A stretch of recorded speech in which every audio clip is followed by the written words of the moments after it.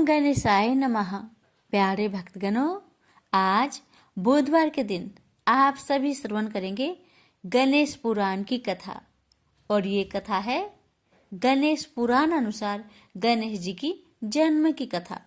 गणेश जी के प्रकट होने की कथाएं अलग अलग पुराणों में विभिन्न प्रकार से दी गई है। इनके प्रकट होने का कथाओं में समानता का अभाव है। हम सभी पुराणों से गणपति के प्रकट होने की कथाओं का सार ग्रंथ में लिख रहे हैं, ताकि देवभक्त इन्हें श्रवण कर ज्ञान प्राप्त कर सके और अपने उपास्य और प्रथम पूज्य विघ्नहारी देव की लीलाओं का सही परिचय प्राप्त कर सके। पद्म पुराण के सृष्टि खंड अर्थात रचना विभाग में गजवदन के उत्पन्न होने की सुंदर, मनमोहक, मंगलमयी और कल्याणकारी कथा इस प्रकार वर्णित है। हिमालय की पुत्री पार्वती के विवाह संस्कार के बाद भगवान शंकर अपनी अति स्नेहमयी गिरिजा को अनेक रमणीय, आकर्षक और एकांत वन उपवनों में विहार के लिए ले गए। शिव अति प्रसन्न अवस्था में प्रकृति के अनुपम सौंदर्य का आनंद लेते हुए अपनी अर्धांगिनी गौरा के साथ भ्रमण करते रहे। इस बीच एक बार की बात है कि एक बार भगवान शंकर की अर्धांगिनी पार्वती ने अपने शरीर में चंदन, कपूर और सुवासित तेल युक्त तत्वों का उपटन बनाकर लगाया। शरीर से गिरने वाले उपटन के अवशेष से पार्वती ने खेल खेल में एक पुरुष की आकृति की रचना कर डाली। उस आकृति का मुख गज के समान था। जब माता गौरा स्नान के लिए गंगा नदी में उतरी तो मनोविनोद के लिए उस गजमुख आकृति को पावन पुण्य सलीला गंगा जी में डाल दिया। गंगा जी पार्वती जी को अपनी परम स्नेह सखी मानती थी। तीनों लोगों को तारने वाली गंगा के जल में पड़ते ही उपटन के अवशेषों से बना हुआ खिलौना एक बड़ी आकृति में बदल गया। शंकर के साथ शोभ्यमान होने वाली माता पार्वती ने गजमुख वाली उस रचना को अपना पुत्र कहकर पुकारा। गंगा जी ने भी सहेली के पुत्र को अपना पुत्र मान लिया। देवगण अर्थात देवताओं ने उसे गंगा का पुत्र कहकर आदर सम्मान दिया और गंगा की भांति आराध्य व पूजनीय मान लिया। संसार की सभी कलाओं को उत्पन्न करने वाले ब्रह्मा जी ने उन्हें गणों का स्वामी बना दिया। इस प्रकार सभी देवता गज वदन अर्थात गणपति की पूजा करने लगे। देवगणों के स्वामी, नायक और आराध्य गणेश की पूजा कालांतर में मनुष्य समाज में भी प्रारंभ हो गई। लिंग पुराण के प्रारंभ में गणपति के प्रकट होने की कथा पद्म पुराण से थोड़ी भिन्न है। एक बार की बात है कि सभी देवताओं ने मिलकर एक सभा आयोजित की। उस सभा में यह विचार रखा गया कि असुर सदा ही देवताओं को सताते व युद्ध करते रहते हैं। क्या ही अच्छा हो कि हमारे साथ कोई ऐसा बढ़िया शक्ति लग जाए जिससे देवता असुरों को पराजित कर सके। शिव जी असुरों का पक्ष लेते हैं और उनकी आराधना से शीघ्र ही प्रसन्न हो जाते हैं। उनके वरदान से असुर देवताओं को युद्ध में पराजित कर देते हैं। देवताओं ने सोचा कि जब शिव स्वयं देवता हैं, तो हम भी क्यों ना उस अत्यंत विध्वंसकारी बैल की सवारी करने वाले और चार मुख वाले देवता की आराधना करके मनोवांछित फल प्राप्त करें। जब शंकर जी असुरों की प्रार्थना को शीघ्र व सहर्ष स्वीकार कर उन्हें मोनो अनुकूल वर देते हैं, तो क्या देवताओं को नहीं देंगे। इन शक्तिशाली दैत्यों के कारण देवताओं को अनेक कष्टों का सामना करना पड़ता था। देवता कहने लगे कि हम सभी अपनी विजय और असुरों के कार्य को खंडित करने की शक्ति प्राप्त करने के लिए तुरंत सुख व संतोष देने वाले भगवान आशुतोष शिव की पूजा अर्चना करें। यह विचार विमर्श करके देव समुदाय पार्वती के स्वामी शिव के पास जाकर उनकी स्तुति और पूजा करने लगे। अत्यंत शीघ्र प्रसन्न होने वाले भोले शंकर उनकी प्रार्थना से बेहद प्रसन्न हुए और देवताओं से बोले कि हे देवगण, आप कोई भी इच्छित वर मांग सकते हैं, मैं आप पर अत्यधिक प्रसन्न हूँ। तब ज्ञान के भंडार और गुरुओं में श्रेष्ठ बृहस्पति ने भी देवताओं के लिए भगवान शिव से निवेदन किया कि हे कृपालु प्रभु, देवताओं के शत्रु असुरों की पूजा से प्रसन्न होकर आप उन्हें उनकी इच्छा के अनुसार वर देते हैं, जिससे वे समर्थवान होकर देवताओं को सताते व कष्ट देते रहते हैं। हम सब देवगण उन असुर शक्तियों और दानवों के कार्य में बाधा डाल सके, ऐसा वर आप हमें प्रदान करें। परम संतोषी विशाल व उदार हृदय वाले भगवान आशुतोष अर्थात शिव ने तथास्तु कहा और सूर समूह को आश्वस्त किया और उनकी मनोकामना पूर्ण की। देवताओं द्वारा भगवान शिव की आराधना करने के कुछ वर्षों के उपरांत गणेश जी के प्रकट होने की कथा इस प्रकार से है। अब लोकों के ईश्वर स्वामी शिव जी की पत्नी पार्वती के सामने एक विशालकाय रूप प्रकट हुआ, जो ब्रह्म स्वरूप और सभी अंगों से सबसे बड़ा था, जिसे श्री गणेश के नाम से पुकारा गया। उस महान तेजस्वी, दीर्घ, बलिष्ठ और प्रतापी बालक का मुख हाथी जैसा था। उस बालक के एक हाथ में त्रिशूल और दूसरे हाथ में पास था। सब विघ्न बाधाओं का नाश करने वाले इस अवतार का धरती पर जन्म होते ही देवताओं में हर्ष की लहर दौड़ गई। खुशी के मारे सूर्य देवलोक से गजानन पर फूलों की वर्षा करने लगे और बार बार उनके चरणों में प्रणाम करते और प्रसन्नचित हो जाते थे। तीनों लोगों का कल्याण करने वाली हिमालय की पुत्री करुणा व दया की मूर्ति गौरा ने गजानन को अपना पुत्र मान लिया और उन्होंने अपने प्रिय पुत्र को बड़े सुंदर, आकर्षक और विचित्र आभूषण व वस्त्र आदि पहनाए। देवताओं में भी देवतुल्य भगवान शंकर ने अपने प्राण प्रिय पुत्र के लिए अन्य धार्मिक और जात कर्म संस्कार करवाए। महादेव ने अपने पुत्र गणेश से कहा कि पुत्र, तुम्हारा जन्म देवताओं की रक्षा के लिए हुआ है। तुम्हें दैत्यों का नाश करना है। ब्राह्मणों और ब्रह्मा को मानने वाले संतों के उपकार व भलाई के लिए तुमने अवतार लिया है। यदि धरती पर कोई दक्षिणा रहित यज्ञ हवन पूजन करे तो खुद जाकर उस कार्य के मार्ग में रुकावट यानी विघ्न उपस्थित करो, क्योंकि धर्म कार्य पूर्ण विधि पूर्वक होना चाहिए। दक्षिणाहीन यज्ञ करने वाले यज्ञकर्ता के कार्य में विघ्न डालकर उसे स्वर्ग न जाने दो। आगे भगवान शंकर कहने लगे कि जो भी संसार में गलत ढंग से या अन्यायपूर्ण कार्य करता है, तुम उसके प्राणों का नाश करो। जो गलत तरीके से अध्ययन, अध्यापन, व्याख्यान या अन्य धार्मिक कार्य करता है, हे गणेश, तुम उसके प्राणों का हरण करते रहो। जो व्यक्ति या स्त्री पुरुष वर्ण, धर्म और जाति के प्रति कर्तव्य पालन व धर्म पालन में निष्ठा न रखते हो और स्वधर्म से विमुख होकर चले, तुम उनके प्राणों का हरण करते रहो। हे शिव पुत्र गजानन, जो स्त्रियां नित्य प्रति तुम्हारी विधि पूर्वक पूजा अर्चना करे, उन्हें अपनी सम्मता प्रदान करो।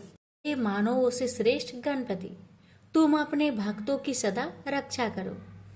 इस लोक और परलोक में अपने भक्तों की रक्षा करना तुम्हारा धर्म है। विघ्न बाधाओं को दूर करने वाले, जीवन को मंगलमय बनाने वाले, प्रदा अस्मरणीय गणेश, तुम सदा तीनों लोकों में पूजनीय रहो। चतुर्मुख शिव जी ने गणेश जी से आगे ये भी कहा कि जो मेरी चक्रधारी विष्णु की अथवा परमेश्वर ब्रह्मा जी की यागों द्वारा अथवा ब्राह्मणों के मध्य से पूजा करते हैं, उन्हें सबसे पहले तुम्हारी पूजा करनी होगी। सभी धार्मिक कर्म कांड और मंगलकारी कार्यों में सर्वप्रथम तुम ही पूजे जाओगे। गणपति, तुम्हारी पूजा किए बिना जो भी शुद्ध कर्म या कल्याणकारी कार्य अथवा कर्मों का अनुष्ठान करेगा, उसका मंगल भी अमंगल में बदल जाएगा, उसके शुभ कर्म भी अशुभ हो जाएंगे। वर्ण व्यवस्था में कथिक चारों जातियों ब्राह्मण, क्षत्रिय, वैश्य और शूद्रों द्वारा भी सभी कार्यों की सिद्धि के लिए सर्वप्रथम तुम ही पूजे जाओगे।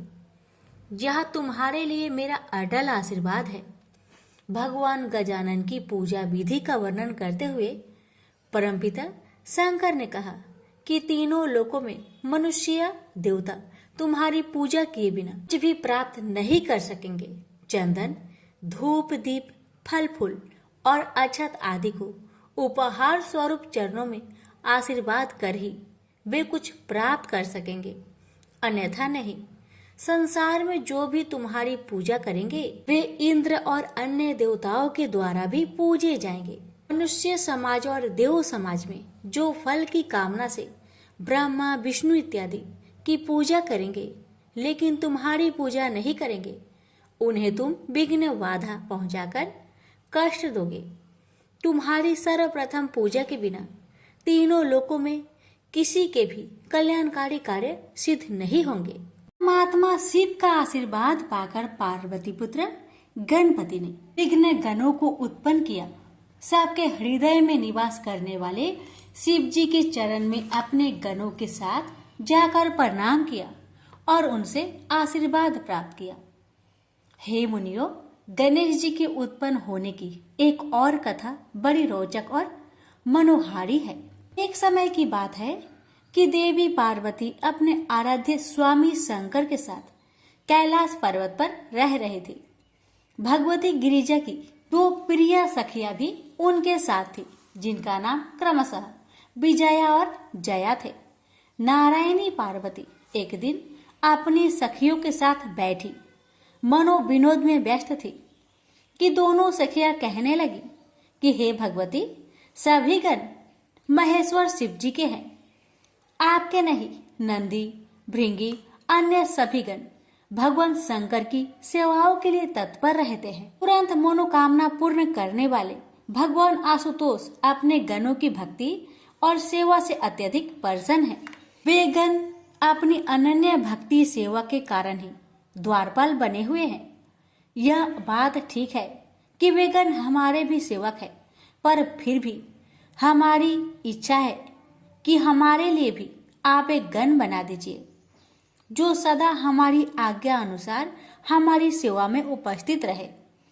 एक दिन शिव जी के गण नंदी स्नानागार के द्वार पर खड़ा था और माँ गौरा स्नानगार में जल क्रीड़ा कर रही थी। पार्वती निश्चित होकर स्नान कर रही थी कि शत्रुओं के नाशक भगवान शंकर अपनी परम प्रिया पार्वती के पास जाने हेतु स्नानगार के द्वार पर पहुंचे।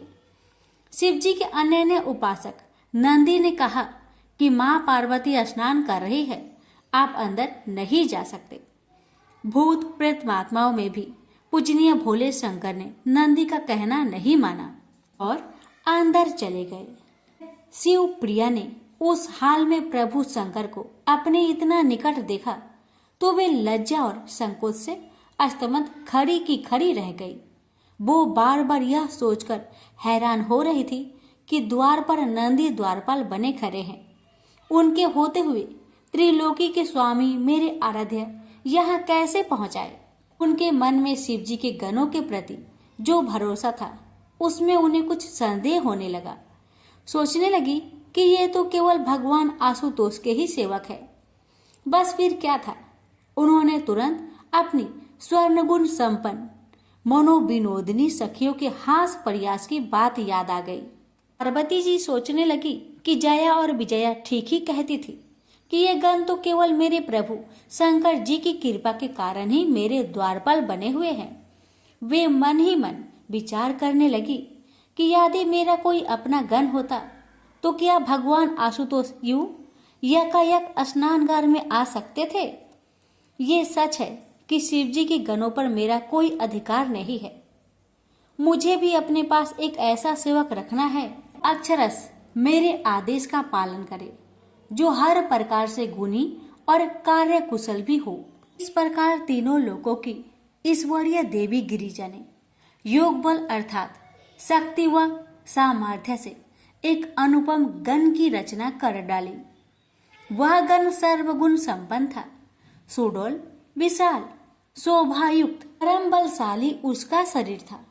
माता पार्वती ने अपने उस गण को अनेक सुंदर और उत्तम वस्त्र व आभूषणों से सजाया और उसे पास बुलाकर कहने लगी कि आज से तुम मेरे पुत्र हो। तुम्हारे जितना प्यार, दुलारा और स्नेही मेरे लिए कोई और नहीं है। उस विशाल शरीरधारी, तेजस्वी, बुद्धिमान और बलवान पुरुष ने अपनी माता शिव प्रिया पार्वती के चरणों को छुआ और कहने लगे कि माता अंबिके, आपकी समस्त आज्ञाओं का मैं सदैव पालन करूंगा। आप अपनी इच्छा और आज्ञा बताकर मुझ पर कृपा करें। तब सभी देवियों में महान ईश्वरीय देवी भगवती ने खुश होकर अपने पुत्र से कहा कि हर प्रकार से तुम मेरे हो, बस आज से तुम मेरे द्वारपालक बन जाओ। मेरी अनुमति के बिना कोई भी मेरे घर में प्रवेश ना करे, चाहे वह कोई भी हो, कहीं से भी आया हो। इस प्रकार से उस नव निर्मित गण को माता पार्वती ने एक दंड दे द्वारपालक बनाकर द्वार पर खड़ा कर दिया। थोड़ी देर बाद गोरोचन व कपूर का तिलक धारण करने वाले पार्वती के प्रिय शिवजी वहां आ पहुंचे। ऐसे ही वे द्वार के अंदर जाने लगे कि गणराज ने पूछा, हे मान्यवर देव, आप कहाँ जाना चाहते हैं? माता पार्वती की आज्ञा के बिना आप भीतर नहीं जा सकते। इस समय जगत की माता भगवती स्नान कर रही है, अतः आप यहाँ से वापस लौट जाए। चंद्र के समान तिलकधारी और श्रेष्ठ शिवजी को अपनी प्रिया पार्वती के पुत्र के बारे में तनिक भी ज्ञान न था। चंद्रमौली शिवजी बोले, तुम्हें पता नहीं कि मैं शिव हूँ और जगत जननी गौरा का स्वामी हूँ। मैं स्वयं यहाँ उनसे मिलने आया हूँ। प्राण प्रिया शिवा के पुत्र गणराज ने कहा, आप चाहे जो भी हो, चाहे कहीं से भी आए हो, परंतु मैं बिना माता की आज्ञा के आपको अंदर नहीं जाने दूंगा। इस प्रकार मात्र भक्त वीर बालक गणराज ने महेश्वर शिव को ही मना कर दिया। अरे ही विस्मित होकर पार्वती के प्राणों के स्वामी और प्रिया शिव ने कहा, मैं तो उसका पति हूँ और तू मुझे मेरे ही घर में जाने से रोक रहा है। मैं अवश्य भीतर प्रवेश करूंगा। ऐसा कहते हुए वे अंदर प्रवेश करने लगे। जगत माता पार्वती पुत्र ने उन्हें फिर से रोका। काम के शत्रु लीलाधारी शिव ने अपने गणों से पूछा कि यह कौन है जो मुझे मेरे ही घर में जाने से रोक रहा है? इतना कहकर शिव दूर जाकर खड़े हो गए। परमेश्वर शिव के सेवक गणों ने जगत जननी के पुत्र के पास जाकर पूछा, तुम कौन हो? कहाँ से आए हो? तुम्हारी क्या इच्छा है? यदि तुम हमारे स्वामी को अंदर प्रवेश नहीं करने दोगे तो तुम्हारे प्राणों की खैर नहीं। अच्छा हो कि तुम हमारा कहना मानकर तुरंत यहाँ से चले जाओ। तब पार्वती के पुत्र गणराज ने निडर होकर वृषभ ध्वज शिव जी के गणों से कहा, पहले तुम बताओ कि तुम कौन हो? तुम्हारा यहाँ आने का क्या तात्पर्य है? तुम क्या चाहते हो? व्यर्थ में मुझे धमकियां देने वाले तुम कौन हो? अपना भला चाहते हो तो यहाँ से चले जाओ। शिव जी के गणों ने कहा, हम भगवान भूतनाथ के गण द्वारपालक है। भूतों को आनंद देने वाले स्वामी शिव जी की आज्ञा से हम तुम्हें यहाँ से हटाने आए हैं। तुम्हें भी द्वारपाल और गण समझकर अभी हमने तुम्हें कुछ नहीं कहा है। यदि अपना भला और कल्याण चाहते हो तो तुरंत यहाँ से चले जाओ, नहीं तो हम तुम्हें मार डालेंगे। व्यर्थ में ही तुम्हें अपने प्राणों से हाथ धोना पड़ेगा। तब गणेश जी ने शिव गणों को बतलाया, मैं तो माता पार्वती का सेवक और द्वारपालक हूँ। मेरी माता ने मुझे आज्ञा दी है कि बिना उनकी आज्ञा के कोई भी घर के अंदर प्रवेश नहीं करे। तुम तो अपने मालिक शिव की आज्ञा का पालन करने यहाँ आए हो और मैं अपनी माता की आज्ञा मानकर यहाँ खड़ा हूँ। हमारा निरंतर आग्रह व्यर्थ है। मैं यहाँ से कदापि नहीं हटूंगा और अपनी माँ की आज्ञा का ही पालन करूंगा।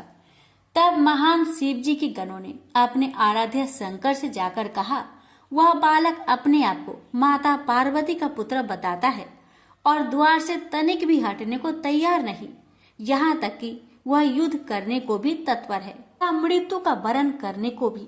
कपूर, चंदन और गरोचन जैसे सुगंधित पदार्थ तिलक लगाने वाले महेश्वर शिव ने गुस्से से भरकर कहा, चाहे जो भी करो, उस बालक को द्वार पर से हटाओ। वह अकेला बालक तुम्हारा क्या बिगाड़ लेगा? यदि उससे युद्ध भी करना पड़े तो युद्ध करो। तब नंदी, भृंगी आदि सभी गण इकट्ठे होकर पार्वती नंदन गणेश के पास पहुंचे और उन्हें युद्ध के लिए ललकारा। शिव गणों को अपने पास आते देखकर वीर निडर व साहसी पार्वती पुत्र गणराज ने उनसे कहा कि मैं अकेला ही बालक तुम सबका मुकाबला करूंगा। मैं महाशक्ति का पुत्र, महान शक्तिधारी, तुम सबके लिए अकेला ही काफी हूँ।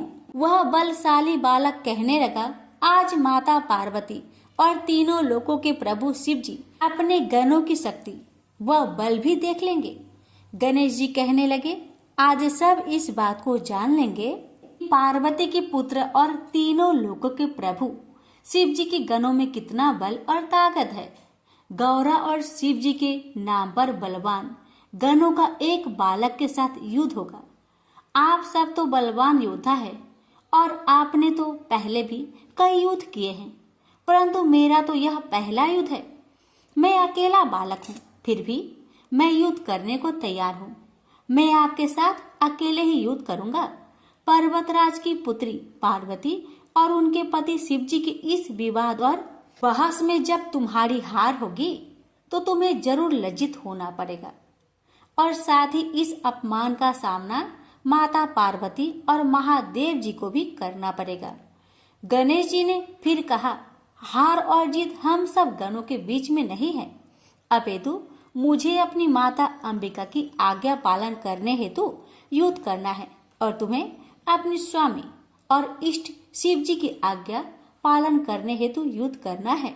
शिव जी महाराज के गण बालक गणेश की इतनी तीखी बातें सुनकर गुस्से से भर गए और उन्होंने गणपति पर आक्रमण कर दिया, लेकिन गणेश जी ने उन गणों के प्रहारों को निष्फल कर दिया।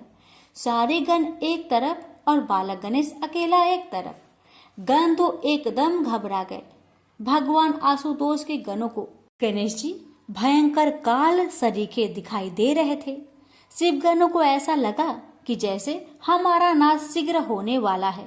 माता शक्ति रूपा पार्वती के शक्तिशाली पुत्र गणेश के प्रहारों से शिवगण इधर उधर भागने लगे और गणेश जी अपनी जननी पार्वती का स्मरण करते करते उनसे युद्ध करते रहे। शीघ्र ही इस बात की खबर समूचे देवलोक में फैल गई। नारद जी और चक्र को धारण करने वाले भगवान विष्णु और ब्रह्मा जी तुरंत ही काम के शत्रु भगवान शिव के पास गए और कहने लगे कि महादेव, ये कैसी लीला हो रही है और यह युद्ध क्यों हो रहा है? कृपया आप ही शीघ्र इस बात पर ध्यान दें। सृष्टि के रचयिता ब्रह्मा जी और विष्णु जी की बात सुनकर शिव जी कहने लगे, एक वीर अजय बलवान बालक मेरे ही घर के द्वार पर बैठकर मुझे अंदर प्रवेश करने नहीं दे रहा। ऐसी अवस्था में मैं क्या करूं? मैं स्वयं सोच में पड़ गया हूं। उस शक्तिशाली बालक ने मेरे सभी गणों और सभासदों को हरा दिया है। वे सब उस बालक के तीखे बाणों से और चोटों से डरकर भाग गए हैं। यह घायल हो गए हैं। आप सब मिलकर उसे समझाए और कोई न्यायपूर्ण मार्ग निकालकर इस युद्ध को रोकने की चेष्टा करे। ब्रह्मा जी ने बालक को अनेक नीतिपूर्ण और मधुर वचनों से समझाया, पर गणेश जी पर उनके उपदेश का एक भी असर ना हुआ।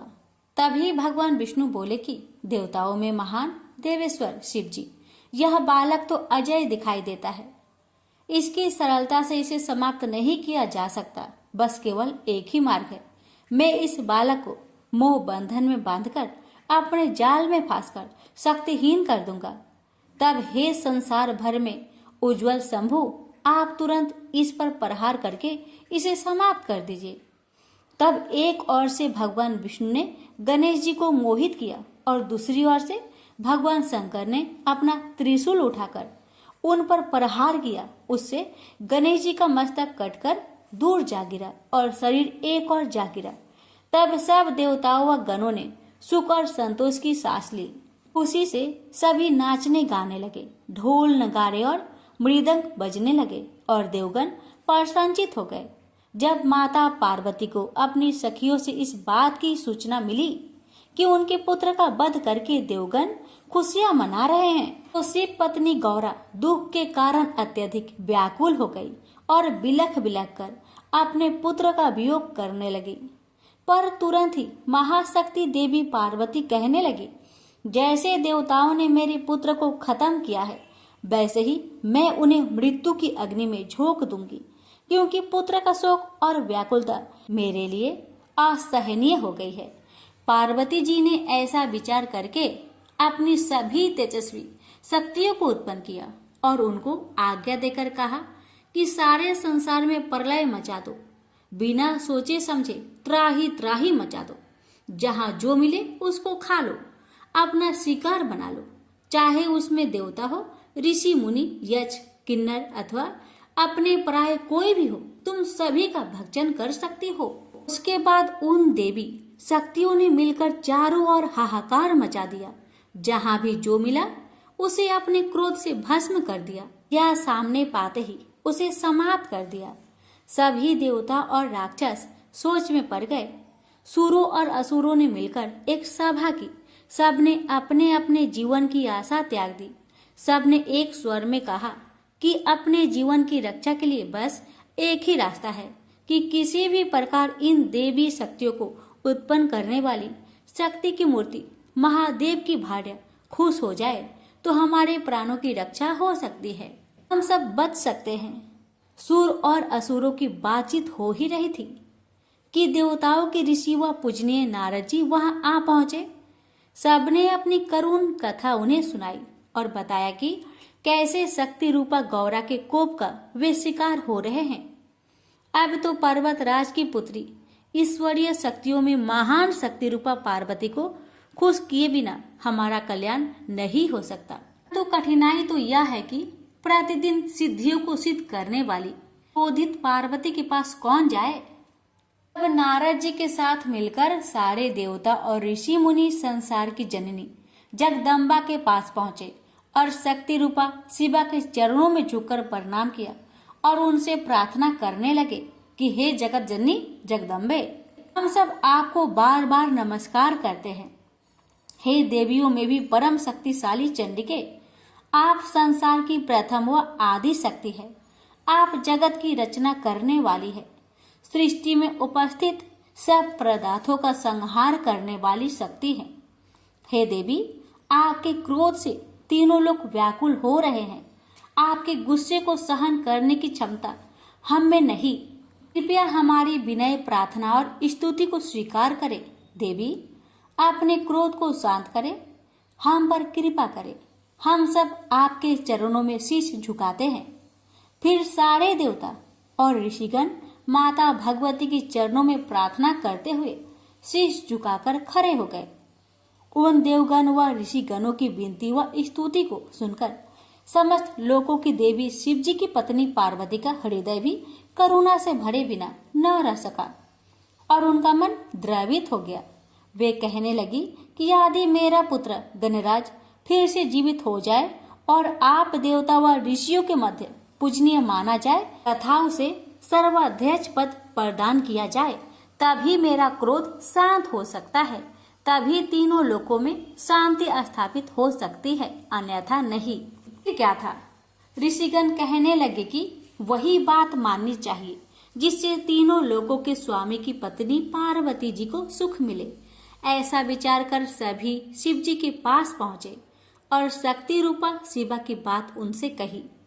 कपूर और गुरोचन का तिलक लगाने वाले तीनों लोकों के स्वामी शिव जी ने अपने गणों को आज्ञा दी कि तुम सब उत्तर दिशा की ओर जाओ तथा उत्तर दिशा की ओर सिर करके सोता हुआ जो भी प्राणी मिले उसी का मस्तक काटकर मेरे पास ले आओ।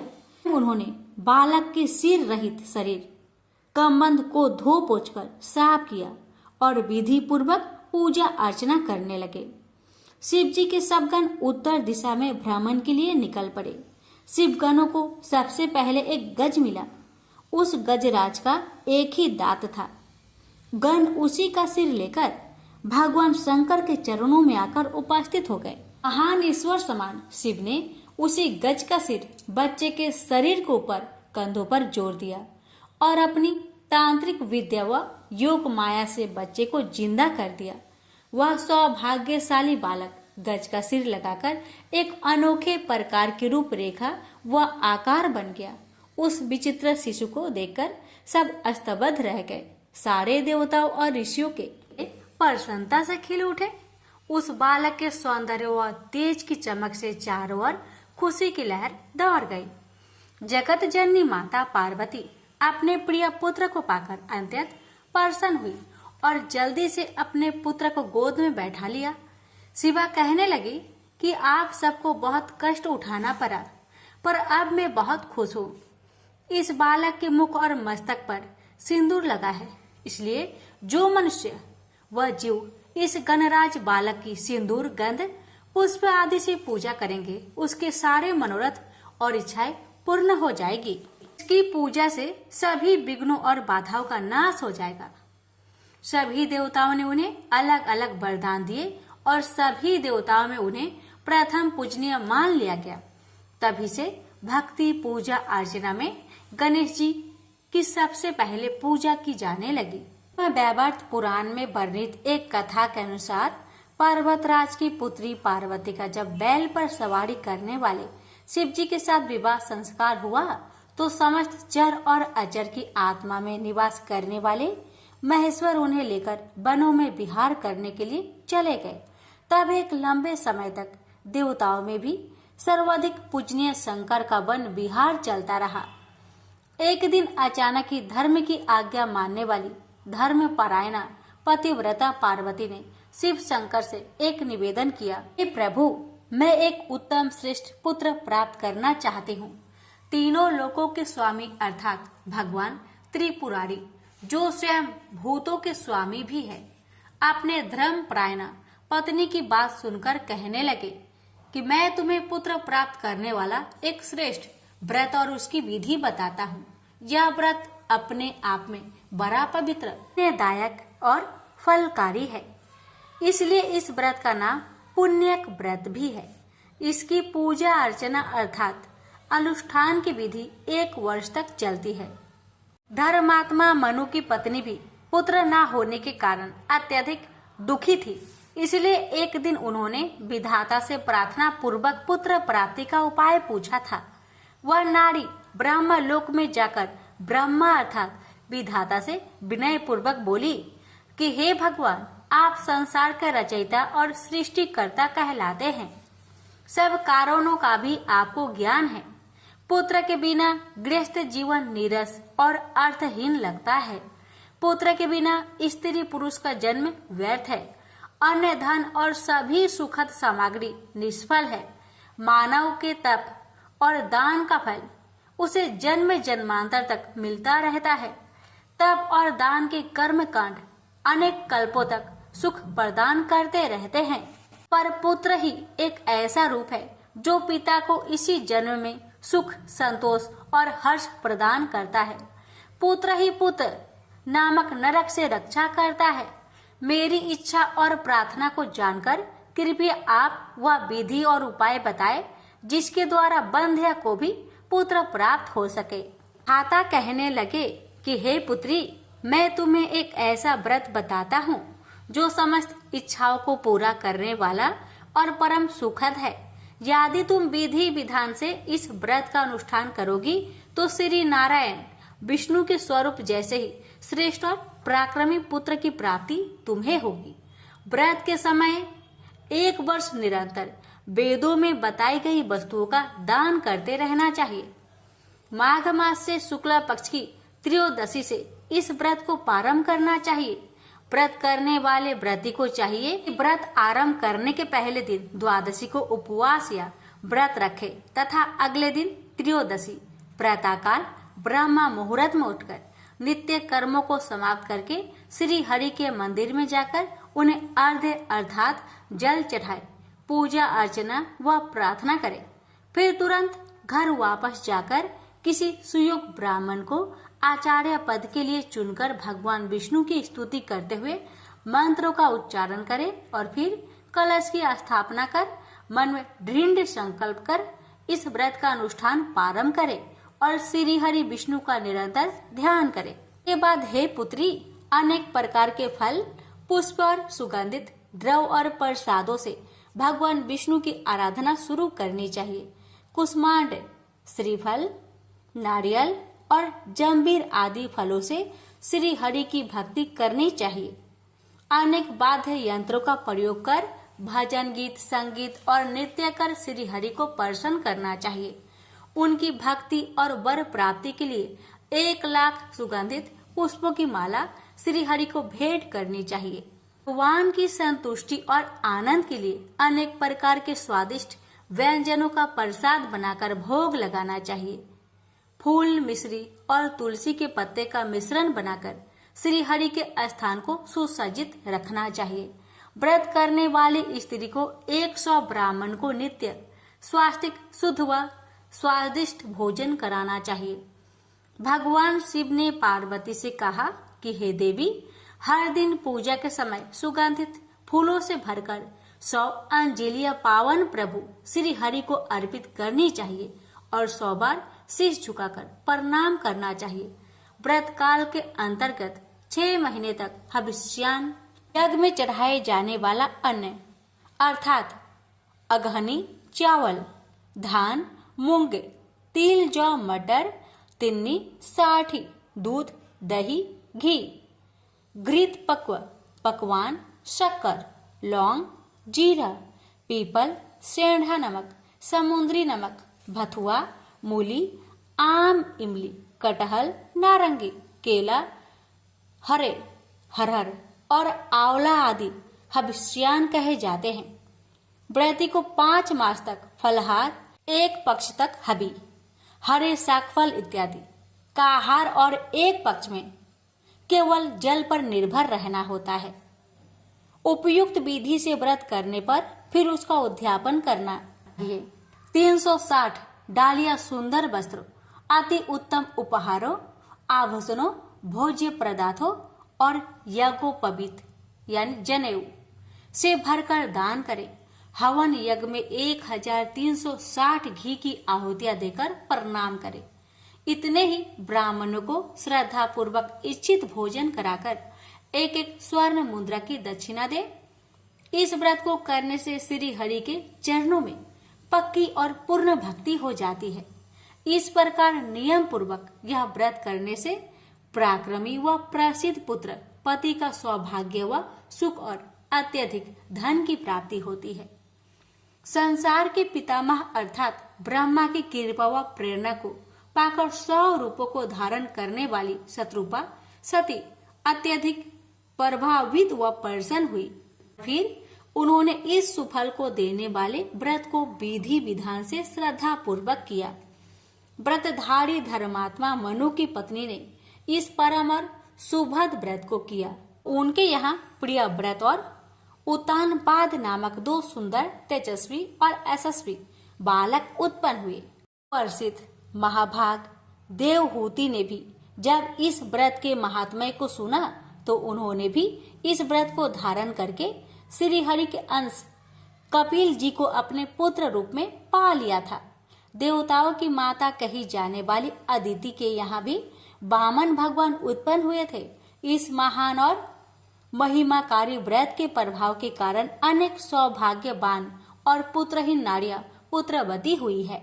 जी कहने लगे, हे प्राण भल्ले, तुम भी इस व्रत का श्रद्धा पूर्वक, विधि पूर्वक, भक्ति पूजा युक्त पालन करो। तुम्हें निश्चय ही परम दुर्लभ पुत्र रत्न प्राप्त होगा। कपूर और अर्थात कपूर और सुगंधित गुरुचरण का तिलक धारण करने वाले शंकर के द्वारा ऐसे मधुर और महिमामय वचन सुनकर सती पार्वती ने भी इस पवित्र और सुलभ देने वाले दुर्लभ व्रत को किया था। तभी उनके यहाँ भगवान गणेश जी पुत्र रूप में उत्पन्न हुए थे। पुत्र पैदा होने की खुशी में माता गौरा अत्यधिक प्रसन्न हुई। स्वर्ग और मोक्ष को दान देने वाले माता पार्वती के स्वामी शिव जी भी पुत्र के उत्पन्न होने से बहुत खुश हुए और उनकी दिव्य प्रेरणा से अनेक वाद्य यंत्र बजने लगे। चहुओर संगीत, नृत्य और आनंद की लहर दौड़ गई। पुत्र प्राप्ति की मंगल कामना पूर्ण होने के कारण परमपिता महादेव ने ब्राह्मणों, बंदियों और भिक्षुओं को नाना प्रकार के रत्न, मूल्य द्रव्य और बहुमूल्य धन संपत्ति का दान किया।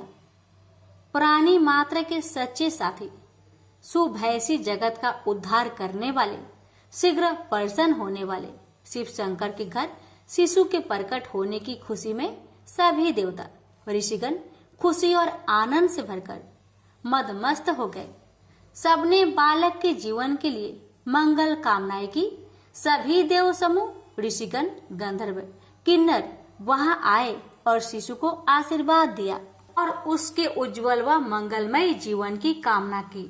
गौरी नंदन अर्थात माता गौरी के पुत्र को देखने के लिए अनेक देवतागण भगवान शंकर के पास आए। देवताओं को गौरी नंदन को देखने जाते हुए सूर्य पुत्र शनिचर अर्थात धीरे धीरे चलने वाला की भी तीव्र इच्छा हुई कि मैं भी भूत भावन अर्थात भूतों को भी अच्छे लगने वाले शिव शंकर के घर जाऊं। बालक गणेश को देखने की कामना से शनिचर ने भूत भावन शिव जी के घर प्रवेश किया। समस्त संसार की जननी पार्वती नवजात शिशु को गोद में लेकर बैठी थी। योगियों में भी महान कहलाए जाने वाले शनिचर माता पार्वती के सम्मुख शीश झुकाकर खड़े हो गए और नतमस्तक होकर उन्हें प्रणाम किया। जगत जननी जगदम्बा ने उन्हें आशीर्वाद दिया और उनकी कुशल क्षेम पूछी। फिर माता पार्वती कहने लगी कि समस्त ग्रहों के स्वामी ग्रहेश्वर, आपके नेत्र कुछ बंद से हैं तथा आप सिर झुकाकर क्यों खड़े हैं? आप जब मेरे पास आए हैं तो न मेरी ओर देख रहे हैं न मेरे शिशु की ओर। इसका क्या कारण है?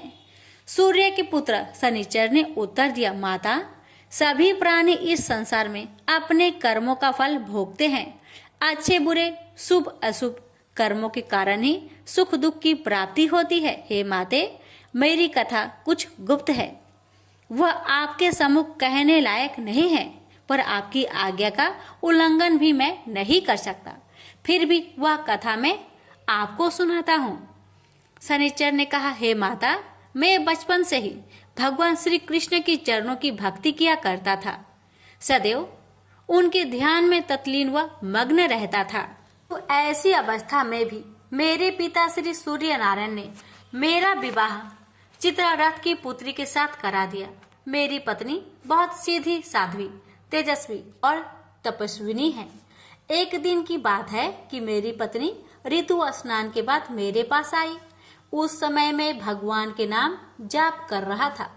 मुझे सर्वथा अपने आसपास की कुछ ज्ञान नहीं था, चूंकि वह एक सती साध्वी और भक्त थी, अतः अपना अपमान और अवहेलना वह न सह सकी। उसने क्रोध में आकर मुझे श्राप दिया। कहने लगी कि आज से तुम जिसकी तरफ भी देखोगे उसी का अनिष्ट हो जाएगा। फिर भी माता, मैंने ध्यान तोड़कर उसे बहुत समझाया और संतुष्ट किया। उसने बहुत पश्चाताप किया, पर फिर भी श्राप लौटाने में असमर्थ रही। इसी श्राप के कारण जीव हिंसा के भय से मैं सदा अपने नेत्र को झुकाकर रखता हूँ।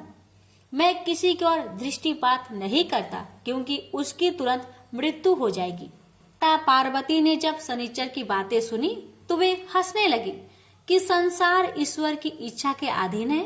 जो परमेश्वर है वही होता है, अतः तुम जरा भी चिंता न करो तथा तुम मेरी ओर तथा मेरे शिशु की ओर देखो। सूर्य पुत्र शनिचर ने मन ही मन बहुत सोच विचार किया कि मैं पार्वती जी के बालक की ओर देखूं अथवा नहीं। यदि मैं इस तेजस्वी बालक की ओर देखूंगा तो जरूर इसका बुरा हो जाएगा। सबकी ईश्वर रूपा देवी पार्वती की बात भी कैसे टाली जा सकती थी। काफी सोच विचार के बाद योगी शनिचर ने माता जगदम्बा की ओर तो नहीं देखा, तो शिशु की ओर अपनी बाएं आंख के कोने से देखा ही था कि शनिचर की श्रापग्रस्त दृष्टि पड़ने से ही भगवती उमा के प्राणों से भी प्यारे पुत्र गणेश का सिर धड़ से अलग होकर दूर जाकर गिर पड़ा।